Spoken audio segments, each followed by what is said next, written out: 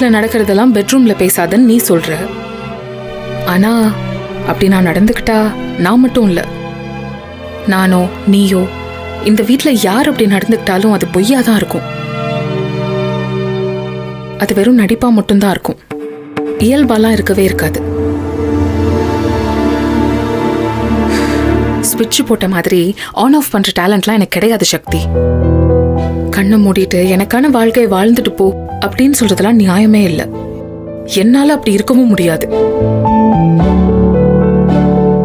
இங்க பாரு, இது ஒரு குடும்பம்.